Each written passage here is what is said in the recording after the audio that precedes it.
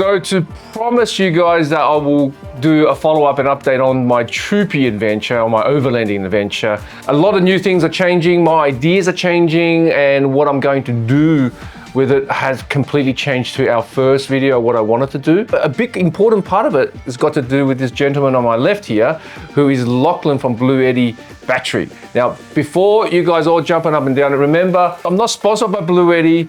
It's just a couple of blokes. We met each other at the Sydney Build 2025. Obviously, Lachlan was trying to flog his batteries and I was trying to flog my shipping services.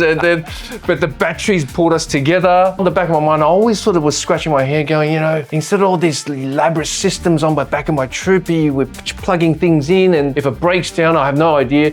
With this portable power station, surely this has a usage. So Lachlan, you and I got chatting. Some of the stuff you were very passionate. I sort of lost me halfway. And this is where I reach out to you. I go, Lachlan, come and just sort of advocate, not even for Bluetti, but for the portable power station industry, and say, look, what is it?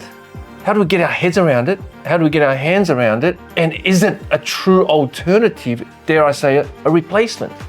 Well, that's the key word, is it is an alternative. My few years with Bluetti, I've been dealing with so many customers exactly in your position that are like, oh, I want to do this, but my God, I had no idea how much money I would have to fork out just to get power set up in my rig, like whatever it is, whether it's a van, a Troopy, a work ute, whatever it is. I love being able to go, hey, I've got a different way. The next step is to combine everything into one box instead of doing it individually. Don't get me wrong, there is a lot of need for the individual requirements. There's a lot of different aspects as to what you personally need for whatever you're setting up for. But I just want to make sure that we're putting our hand up to go, all right, hey, let's explore. Let's look at why you would need this, or let's look at where a Bluetti or a power station can come in and help and save on labor, can help make it a more portable system instead of something that's bolted onto your vehicle.